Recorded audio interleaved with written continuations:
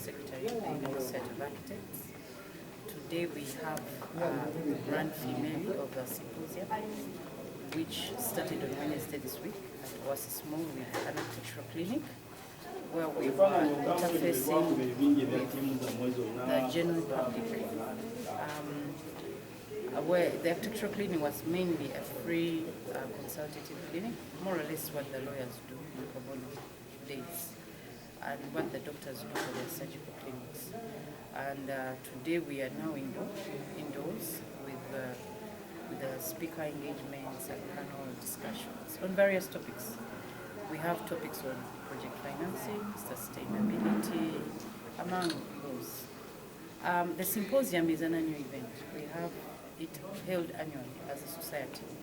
Maybe for our audience, the Uganda Society of Architects is an establishment, an organization that has been around since 1966, and it is a body that looks at where all architects are organized. So we have a list of registered architects. A registered architect is one who is professionally qualified by the Architects Registration Board, which is the board, the arm of government that oversees what an architect does. So it's the Uganda Society of Architects organizes very many events, but this is a major event, the symposium. So we now having it. Today is the last day, and we are discussing a number of things. Project financing, like I said, sustainability. Why? Why? You'll be asking yourself why.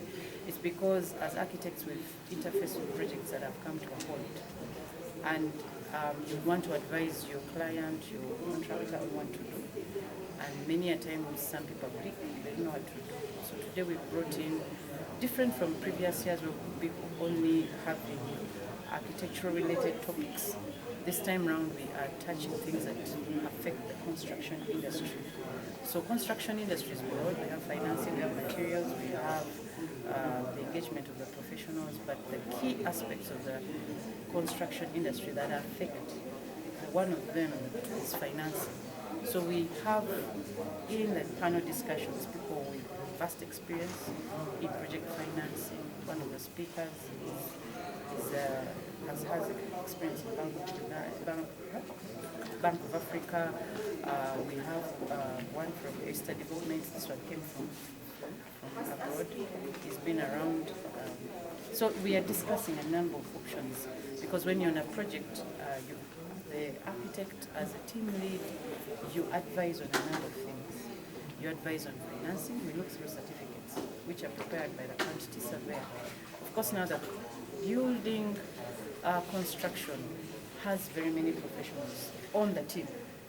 You have an architect, you have a structural engineer, you have a mechanical engineer, you have a civil engineer, you have an electrical engineer, you have a quantity surveyor. All these, a land surveyor, these are all professionals on one project and are needed to advise on the various aspects. So when a quantity surveyor prepares a certificate,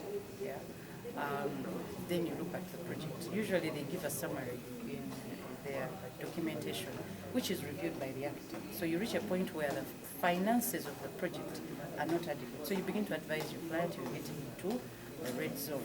What do we do? Early enough. That is why an architect is usually the head of the team, because you have a general of understanding, a vast understanding of what all these other professionals do. Actually, the training of an architect, you handle structural issues. We do structural design in our course. We do electrical, mechanical designs. We do urban planning. We do interior design. So we have an idea of all those elements. After you graduate, then you can become a specialist.